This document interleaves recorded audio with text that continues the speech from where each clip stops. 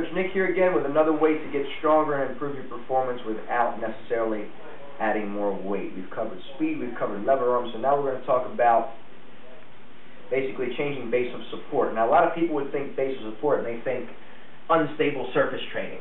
That is one way to do it, but we're not going to really cover that because to me, unstable surface training has its place in physical therapy, rehabilitation, and sports performance, but it's a very small place. We're going to talk about base of support as it relates to pure strength and muscular development, speed development, explosiveness, athletic performance type stuff.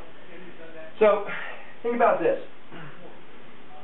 If I want to change the base of support, instead of just adding weight, maybe let's say for a chest press, maybe I don't even have a lot of weight to put on a bench press, all I can work with is push-ups.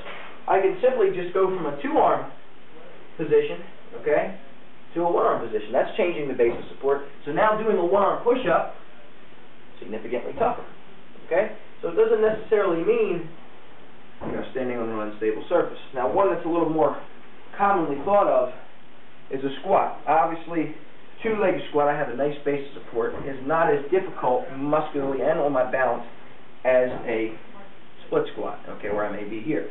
Now I'll tell you a nice little tweak that we do to change the base of support on this, and you can hold weights on as well, is narrow your stance to what we call a tightrope stance. Okay, so where my toe, heel, and toe, heel are all in alignment. Okay, and you can do this with a barbell. We prefer dumbbells. If you lose your balance, you can just drop them. And you want to drop your knee dead to the inside here as you stay nice and tall. And you can see me really working to control. And then, of course, you can progress to a single leg, whether you have barbell, dumbbells, whatever. Okay, so you have 4 progressions strictly with body weight on how to make a squat, how to change the base of support and make a squat tougher.